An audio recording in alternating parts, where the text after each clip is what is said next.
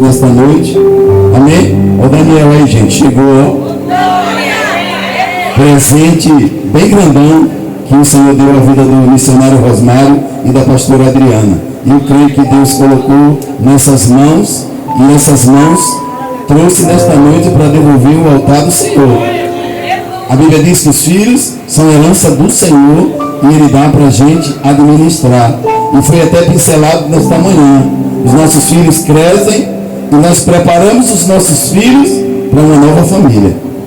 Não é para o mundo que nós preparamos os nossos filhos. Nós preparamos para uma nova família.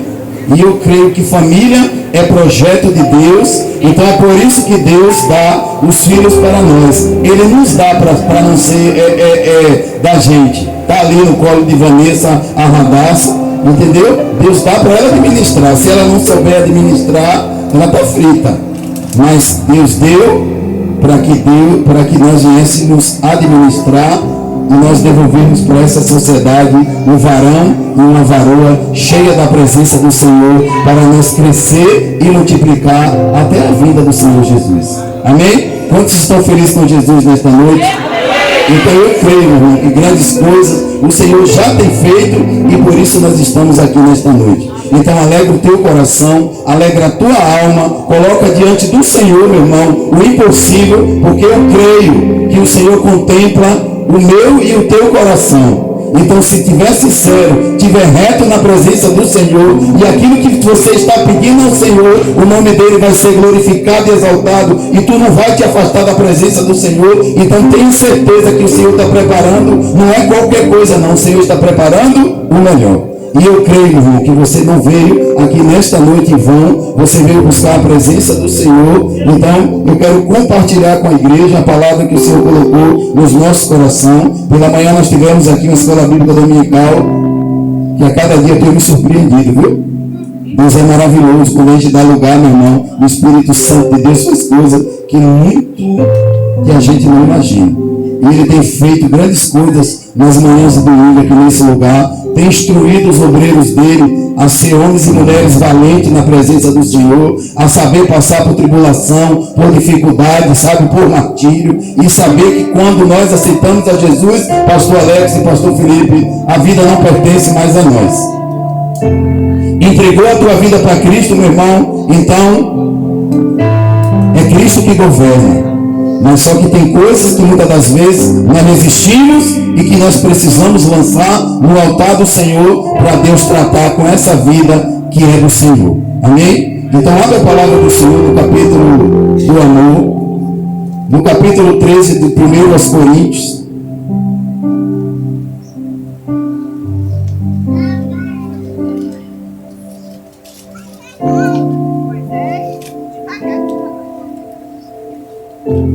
Aos Coríntios, capítulo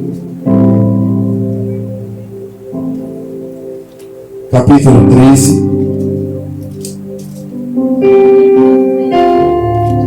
Eu creio que o amor de Deus está imprimido no meu e no teu coração. 13.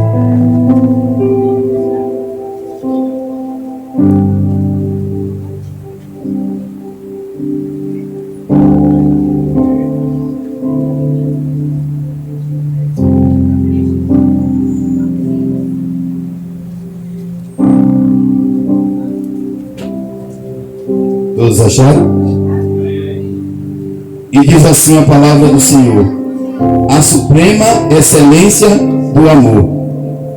O verso 1 diz assim: ainda que eu falasse a língua dos homens e dos anjos, e não tivesse amor, seria como um metal que soa, ou como um sino que tine. Ainda que eu tivesse o dom de profecia, e conhecesse todos os mistérios e todas as ciências, e ainda que eu tivesse toda a fé, de maneira tal que transportasse os montes e não tivesse amor, nada seria. Ainda que eu distribuísse toda a minha fortuna para sustento dos pobres, e ainda que eu entregasse o meu corpo para ser queimado e não tivesse amor, nada disso me aproveitaria. O 4 diz assim: o amor é sofredor,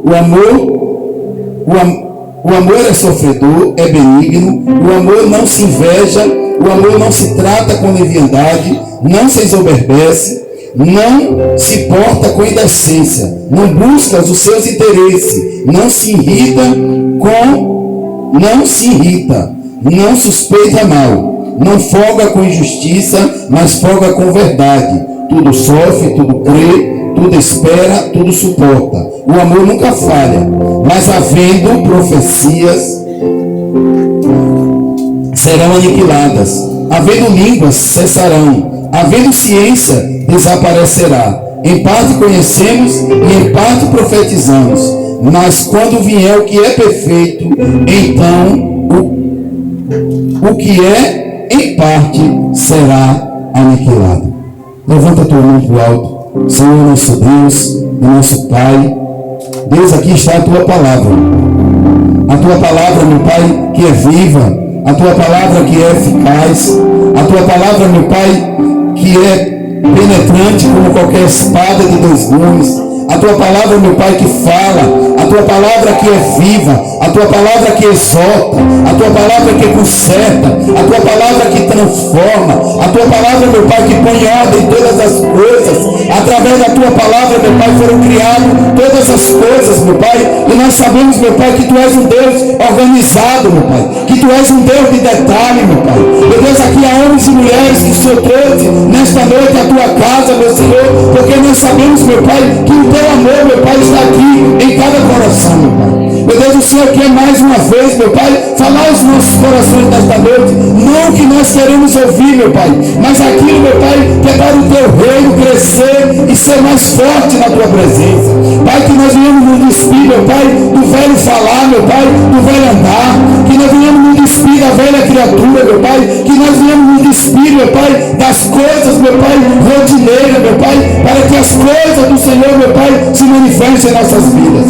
Por isso, meu Pai, toma cada coração, meu Pai, cativa a tua presença, meu Pai. Toma cada mente, Pai, cativa a tua presença, meu Pai. E aquilo que está impedido, meu Pai, de nós nos aproximarmos do altar, meu Pai, de nós entregarmos o melhor para ti, meu Pai, que nesta noite, meu Pai, o Senhor venha quebrar os nossos corações, meu Pai.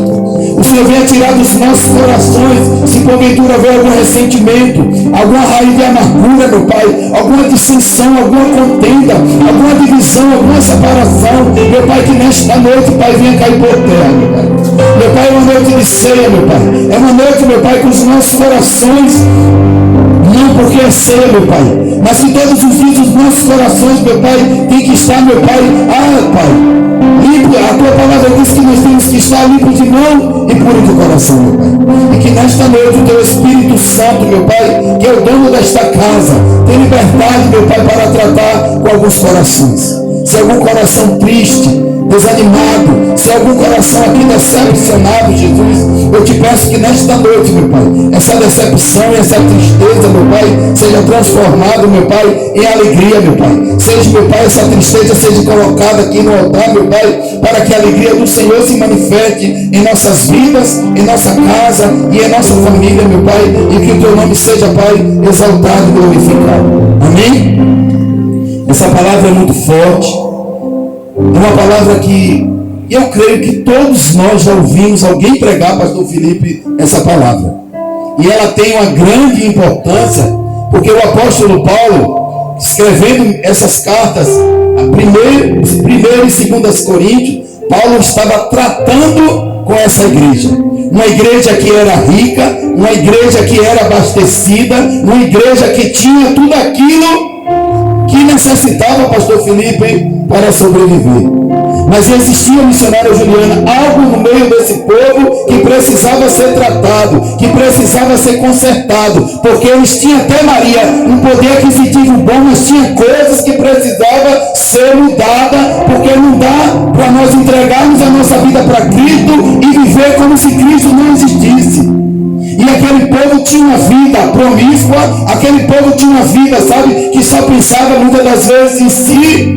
E Deus não levou o apóstolo Paulo para aquele lugar em vão. Ele levou com propósito. E Paulo, meu irmão, ele não perdeu tempo. Ele simplesmente aproveitou as suas oportunidades. E o milagre, com certeza, naquele lugar aconteceu. Porque Deus encorajou aquele homem para aquela missão.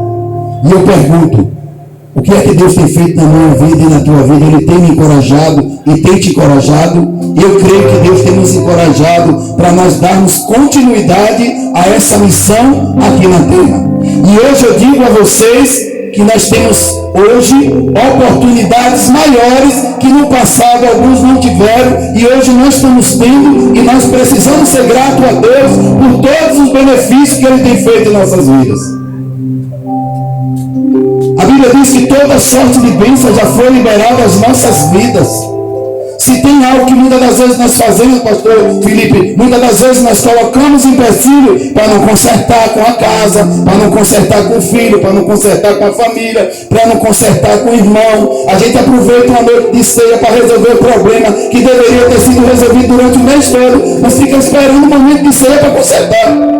Eu quero te dizer que esse ato simbólico que a igreja ela prepara todos os meses do ano, poderia ser feito todos os dias, pastor. Mas devido a algumas demandas, nós escolhemos uma data no mês, que nós escolhemos o primeiro dia, o primeiro domingo do mês, para nós estabelecermos a ceia. Porque nós estamos nos preparando para a vinda do Todo-Poderoso em nossas vidas. Nós não estamos aqui em vão. Nós temos um propósito de estar aqui, de nos ajuntarmos na presença do Senhor. Não que eu e você não tenha defeito. Todos nós temos defeito. Todos nós passamos por um momento difícil, por um momento de dificuldade, mas que essas coisas elas precisam ser resolvidas, meu irmão, porque senão vai causar um câncer, vai corroer e acaba, meu irmão, causando dissensões, divisões e separação, e nós precisamos tratar. E Paulo estava ali naquela igreja tratando com esses assuntos. Ele diz nesse versículo do amor, porque o povo, Diaconisa e Bonete, estava buscando seus próprios interesses. A igreja se dividia, um buscava Paulo, um buscava Apolo, outro buscava Cefas. Aí Paulo chega em Cristo, está dividido entre essas questões? Estava tendo a divisão no meio daquele povo. Estava tendo contendas, pastor, isso, no meio daquele povo. Cada um estava querendo buscar os seus próprios interesses. Paulo chega e pergunta, e Cristo fica como nessa história? Cristo fica dividido? Nós temos que entender que Cristo foi quem nos criou. E é por Cristo, não é por causa do bispo, não é por causa do irmão amigo nem de Valdeir que nós estamos aqui. Nós estamos aqui por causa de Cristo. Paulo está pregando aos coríntios por causa de Cristo. Porque ele foi um homem que praticamente todas as cartas que Paulo escreveu, houve momentos que Paulo estava encarcerado. Mas mesmo ele encarcerado, sendo chicoteado, sendo, expulso do meio do povo, Paulo não teve liberdade, muitas das vezes, de chegar em determinadas casas e pousar. Porque Paulo já tinha a fama dele, que no passado ele espancou, ele matou crente, e as pessoas, pastor Felipe, eles só lembram, infelizmente alguns, não digo todos, só lembram do passado. Às vezes na nossa região tem pessoas que têm um estigma, uma marca, sabe? E aquela pessoa foi desse jeito. E quando você encontra alguém da família, alguma pessoa conhecida, ele só lembra que a pessoa era assim, hoje é crente. As pessoas não entendem que nós aceitamos a Jesus, que nós estamos tendo a oportunidade buscando a mudança do Senhor, mas muitas pessoas não entendem. Aquelas pessoas gostam de escarnecer e falar, aquele ali matava, roubava, sabe, dilacerava e agora é crente. Então Paulo viveu essa situação. Paulo viveu esses momentos difíceis na vida dele, pastor Alex. Mas nem por isso ele deixou de pregar o evangelho. Nem por isso ele deixou de enviar as cartas. Nem por isso ele deixou a sua carne se envaidecer. A cada dia Paulo se colocou à disposição do Senhor, para o evangelho do Senhor ser pregado. E nós, como igreja viva do Senhor, que estamos sentados nessas cadeiras, a nossa missão é pregar o evangelho do Senhor. A nossa missão é ir fazer discípulos. A nossa missão é ir e ter bom ânimo, porque Jesus diz, eu venci o mundo. E não é do jeito que bispo Pedro quer não, pastor Felipe. Não é do jeito que a bispa Flávia quer não. É do jeito que Deus quer. E muitas das vezes o jeito que Deus quer, às vezes nos aperta, Juliana. Às vezes nos tira do prumo. Às vezes nos desanima, às vezes nos entristece. Mas o que é de Deus prospera. Causadores, muitas das vezes. Causadores de muitas das vezes você não tem vontade de vir para a igreja, de você não ter vontade de congregar. Mas eu quero te dizer, essa carne ela é bandida.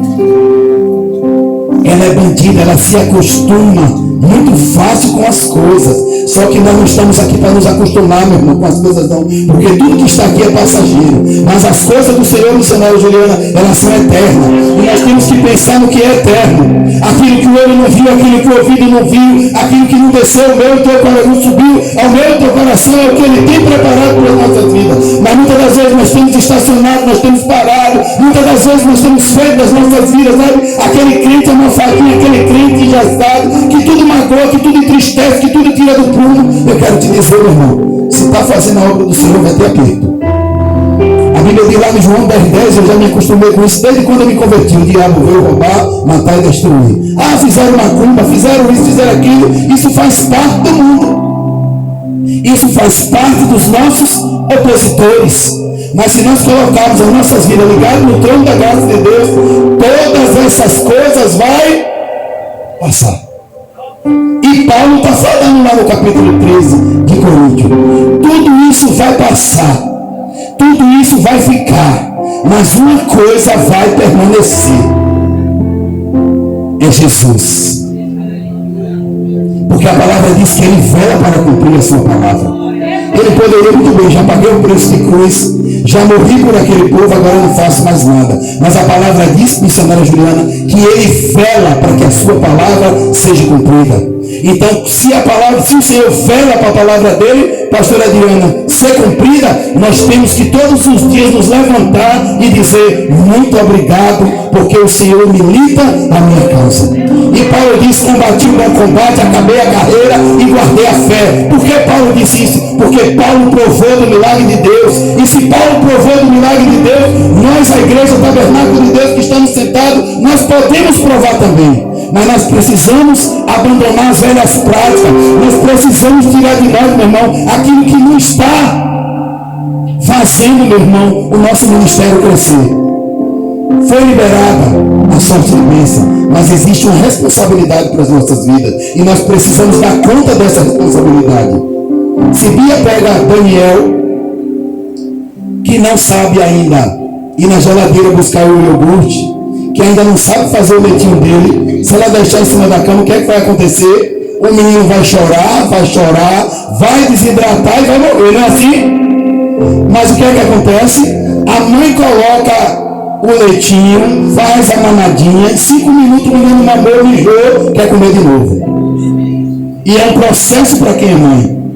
Quem é mãe aqui sabe a responsabilidade. A mulher ela fica mais sensível, né, pastora Rosélia? Já não dorme mais como deveria dormir, acorda com muita facilidade. Eu digo para vocês que quando Elias nasceu e Eva nasceu, eu não tinha essa sensibilidade toda não, mas a minha mulher, quando via algum mexidinho, pulava da cama e já corria.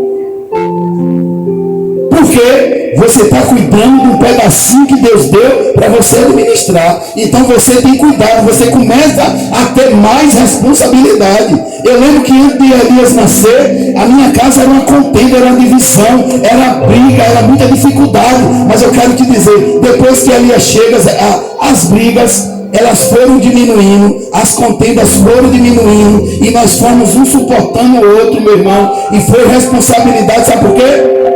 Porque a mente, quando ela não é ocupada com a presença de Deus, meu irmão, sempre vai existir as dúvidas. Então, no meu casamento, nós vivemos esses momentos de tribulação, vivemos esses momentos de contenda, sabe? Mas logo, meu irmão, que Elias chega para completar esse ciclo, Deus começa a fazer o milagre. E não que acabou de uma hora para outra não, ainda foi existindo, mas já foi diminuindo. E hoje, para a glória de Deus, não é que não tem as DR, não é que não tem as discussões, tem, mas nós administramos isso mas com facilidade. Por quê? Porque Cristo está na minha vida, Cristo está na tua vida. Então nós precisamos dar toda a honra, nós precisamos dar toda a glória, nós precisamos dar toda a adoração a esse Deus Todo-Poderoso. Então nessa igreja de Corinto havia essa contenda, havia essa divisão. Corinto era uma cidade muito rica, se eu não me engano, pastor Alex, ela tinha 2 portos comerciais onde parava navio para poder ali escoar a produção daquela cidade. Geralmente vocês entendem, eu tinha um tio que ele foram embora para lá e minha tia faleceu, mas ele contava lá no Amazonas, jovenzinho, isso era, oh meu Deus, foram mais de 30 anos atrás. Ele dizia que quando pousava no porto, a prostituição de jovens de 9, 10 anos de idade era coisas comuns. E a gente sabe que cidades portuárias, cidades que ficam em beira de estrada, meu irmão, o que mais rola, pastor Felipe, Juazeiro, Petrolina e essas regiões, a gente sabe, porque a gente vê no noticiário, vê algumas reportagens, mas a gente pode observar que a prostituição reina. E não era diferente em Corinto.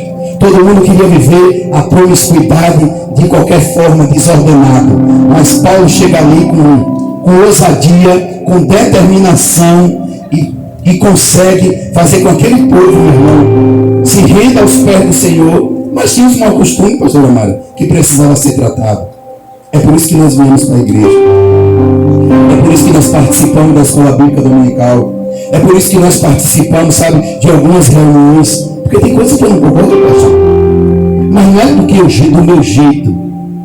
Nós temos que entender que nós somos uma igreja. Que cada um aqui tem um ministério. Cada um aqui tem um lar para morar. Cada um aqui tem que resolver algumas questões. E a gente precisa sentar. A gente precisa conversar. A gente precisa dialogar. Porque não é sobre o bispo Pedro. Não é sobre Anderson. Não é sobre o irmão Jovi. É sobre Cristo. Se nós estamos fazendo para Cristo e nós convidamos Cristo, pastor Alex, para a mesa, ele vem e consegue mostrar para a gente da forma mais correta como nós temos que agir. Aí ele começa a falar no capítulo 13, se vocês acham que essas coisas que estão aqui, sem a minha presença, tudo isso aqui vai passar. Como ele diz, ainda que eu tivesse o dom de profecia e conhecesse todos os mistérios e toda a ciência, e ainda que eu tivesse toda a fé, de maneira que transportasse os montes e não tivesse amor, nada seria. E às vezes tem coisa, Maria, nas nossas vidas que a gente coloca no pedestral.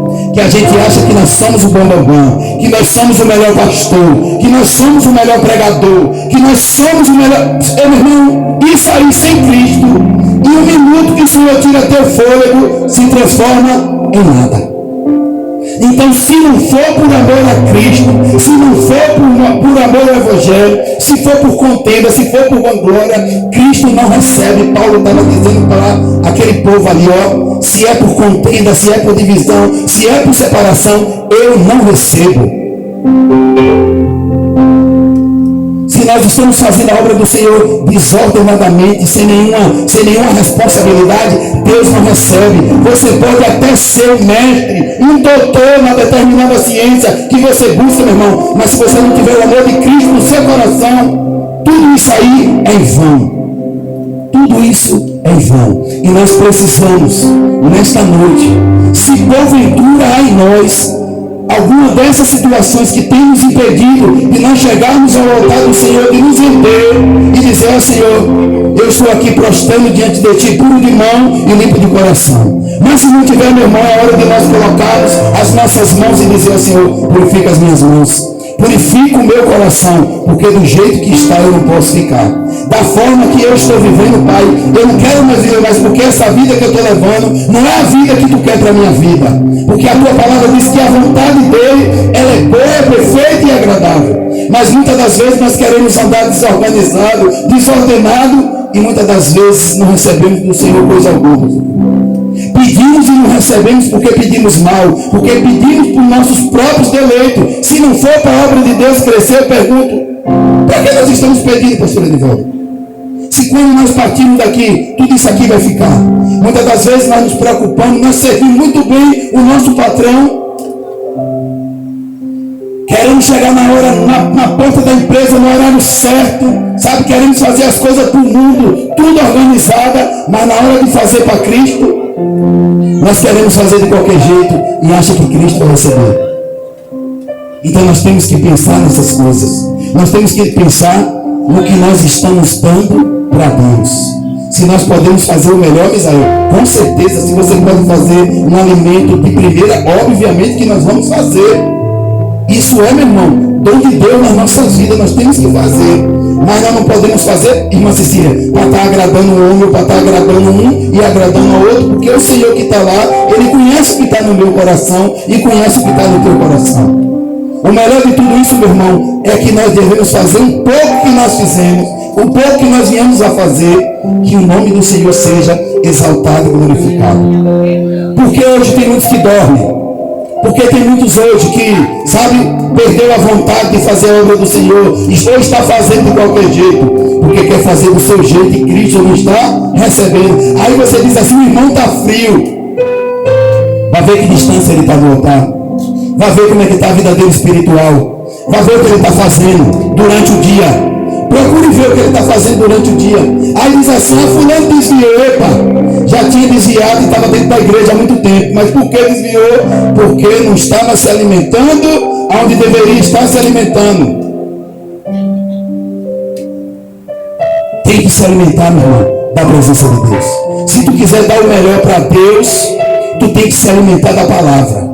Porque na hora de se alimentar para o mundo, na hora da gente viajar, na hora de passear, na hora de ir para a praia, o que é que a gente faz? Pega aquele cooler, enche de água gelada, enche de suquinho de não sei daquilo, de tampico, enche de um bocado de coisa, bota na caixa para poder, encher a pança, ficar gordo. Mas na hora de fazer para o Senhor, quer fazer de qualquer jeito, aí recebe, Senhor, como aquele povo desavisado que estava na porta do templo, que Jesus chega, pega o cacete, quebra tudo, porque o povo queria dar ao Senhor qualquer coisa. Se é um sacrifício para Deus, meu irmão, nós temos que separar. O sacrifício para Deus, Davi, quando ele foi construir o templo, ele não chegou e pediu o terreno, não. Ele falou, eu quero comprar para que custe dinheiro. Por que Davi pediu, pastor Ailton? Porque ele queria que custasse dinheiro para depois o irmão dizer assim, fui eu que dei o terreno, fui eu que fiz. Se está assim desse jeito é porque deu. Se está vivendo essa vida é porque deu a mão. Se está passando por isso, mas Davi falou o quê?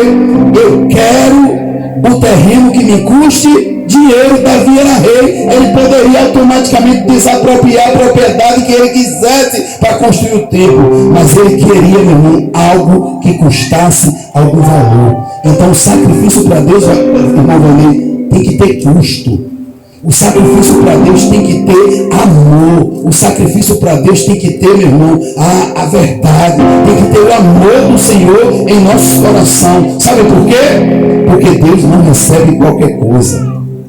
Deus não recebe qualquer coisa. E essa igreja, ela estava vivendo esses delitos, sabe? Mas Paulo estava ali para orientar de que forma eles poderiam fazer para alcançar a benevolência do Senhor. E ele diz aqui, o amor é sofredor, o amor é benigno, o amor não é invejoso. Imaginou, pastora Mari, a senhora conquistando um patrimônio e eu como crente invejoso, sabe? Desgraçada, conseguiu e eu estou aqui lascado, não consegui nada. Aí começa a divergência. Será que Deus não está me vendo? O que é que está acontecendo comigo? Por que não está acontecendo comigo? E ela já tem tanto e só está acontecendo com ela. Vai ver por que isso está acontecendo. Vai ver por que isso está acontecendo. Sabe por quê? Porque quando nós temos o coração voluntário, meu irmão, as bênçãos elas correm atrás da gente. Aí o povo tem um ditado no mundo que diz assim, fulano nasceu, ou fulano nasceu para a lua. A primeira coisa que diz é isso, nasceu para a lua. Não nasceu para a lua não, meu irmão. Que é mesmo aquela pessoa, não sendo servo do Senhor, mas Deus abençoa. Por quê? Porque tem um coração que Deus conhece. Quando a gente tem um coração voluntário, as bênçãos elas correm atrás da gente. Então, meu irmão, continue adorando esse Deus, continue fazendo com que aquilo que Deus tem colocado na sua vida, continue fazendo, sabe por quê? Porque vai chegar uma hora, meu irmão, que as pessoas vão começar a ver, através da tua vida, que você tem sido um embaixador de boas novas. Então o Evangelho é boas novas. E essas boas novas, nós temos liberdade, missionário William. E a Constituição, ela vela por mim e por você, e nos dá liberdade de culto. Mas no passado Paulo não tinha, pastor Isaías, essa liberdade. Mas mesmo assim, Paulo aproveitou todas as oportunidades que ele teve na vida. E o que eu quero que você ministrar com essa palavra na sua vida é que você não perca as suas oportunidades fazendo aquilo que o Senhor vai fazer. O amor tudo sofre, o amor tudo suporta, o amor tudo espera. Havendo profecias, cessarão. Havendo língua, desaparecerá. Mas o amor, ele vai permanecer. Porque esse amor, ele morreu por norte, por sul, aleluia! Naquela cruz, e ele poderia me dizer: eu não vou morrer por Deus, porque ele me crucificaram. Eu vou morrer por essa classe de pessoa aqui. Não. Jesus morreu por todos, independente do que fizeram, independente do que Judas fez, independente do que Pedro fez, independente do que nós fizemos. Jesus foi lá e morreu por mim. Então é hora de eu, como igreja, não perder mais tempo. Não perca mais tempo não, meu irmão. Não conseguiu resolver, seja humilde. Não conseguiu fazer, seja humilde. Está achando que está só? Liga para o irmão e diz: ora por mim, porque eu estou assim. Abre teu coração, meu irmão. Ah, mas se eu contar fulano vai contar todo mundo. O problema é dele. Deixa contar.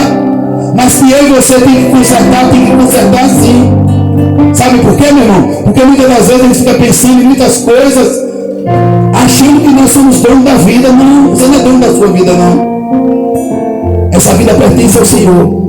Você sabe onde você tem que entrar, você sabe onde você tem que sair, sabe? Mas só que eu quero te dizer uma coisa: se porte como verdadeiro adorador da presença dele, porque ele vai colocar tudo no devido lugar. E eu costumo dizer: se não colocar nos meus dias, vai colocar nos dias dos meus filhos. E se não colocar nos dias dos meus filhos, vai colocar no dia dos meus netos. Mas que a gente tem que ser grato e alegre com os milagres que Deus tem feito. A minha vitória tem que ser a sua vitória. A minha vitória, pastor Amário, tem que ser a sua vitória. A minha bênção, pastor Felipe, tem que ser a sua bênção. Eu tenho que me alegrar com os que se alegram e tenho que chorar com os que choram. Que negócio é esse? Na hora que Deus abençoa a pastora Anivaldo, eu fico triste. Na hora que Deus abre a porta na vida da pastora Anivaldo, eu fico triste. Por que isso, igreja? A cada um Deus tem um dom diferente. A cada um de nós, ele tem um dom diferente. Já pensou se todo mundo fosse médico geriatra? Já pensou se todos os médicos fossem só parteiro? Olha a ciência mostrando pra gente que cada um busca aquilo que quer fazer, que gosta de fazer e que sabe fazer. E você tem que fazer e se especializar. Porque tem médico que muitas das vezes você chega lá com alguma dor e ele começa a lhe avaliar e ele vai lá e diz assim: ó, foi em cima do problema. Por quê? Porque ele se especializou naquilo que ele se propôs a fazer. E quando nós, pastor Eduardo, nos colocamos como adorador na presença do Senhor, o impossível quem faz é Deus. Então, se Deus já nos colocou, já nos deu toda sorte de bênção, eu pergunto para vocês que estão aqui nesta noite: o que é que você tem feito? O que é que você tem feito com as maravilhas do Senhor? O que é que você tem feito com as portas que Deus tem aberto? Poucos que estão aqui ainda estão morando de aluguel, poucos. Mas os poucos que estão aqui já estão encaminhando suas vidas para não pagar mais aluguel. Se for mandar levantar as mãos, vai levantar Elias, vai levantar Felipe por enquanto. Entendeu? Mas a maioria daqui já tem a sua casa pronta. Não é assim? E teve muitos que correram lá para São Paulo, Juliana, que tu ficou algum tempo lá, tu sabe como é São Paulo, que tem que acordar 3, 4 horas da manhã para poder chegar no centro da cidade, pega o metrô, pega isso, pega aquilo, e hoje tu pega o ônibus na porta da tua casa, metrô e ônibus, e aqui tu pega o ônibus na porta da tua casa, tu vai trabalhar de volta. Nós somos bem-aventurados, igreja. Então valorize o dom de Deus na vida de vocês. valorize a presença do Espírito Santo na vida de vocês. Mas tem uma coisa, que ele chega no final desse capítulo e ele fala para os Coríntios. Olha o que ele diz aqui. 13.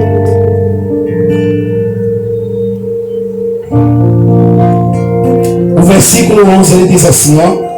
Mas quando vier o que é perfeito, então o que é imperfeito será aniquilado. Então, meu irmão, quem está em Cristo, a Bíblia diz que nova criatura é, né? Então, antigamente nós éramos imperfeitos. Antigamente nós tínhamos algo em nossas vidas que não glorificava o Senhor. Mas quando Jesus chega, o que é perfeito se manifesta. Então a luz de Cristo, pastor querido, já foi manifestada em nossas vidas. Então eu quero te dizer, igreja, nós somos bem-aventurados. E no 11 ele diz assim, ó. Quando eu era menino, falava como menino. Quando eu era menino, discorria como menino. Mas logo que eu cheguei a ser homem, acabei com as coisas de menino. E eu pergunto, o que é de menino que insiste e persiste a atormentar as nossas vidas e que nós precisamos deixar para trás? Eu quero que você fique de pé e dentro de você fala para Deus. O que é de menino que precisa ser deixado na minha vida e na tua vida? O Senhor nos chama para nós consertarmos. E essa canção diz assim: abre os olhos do meu coração.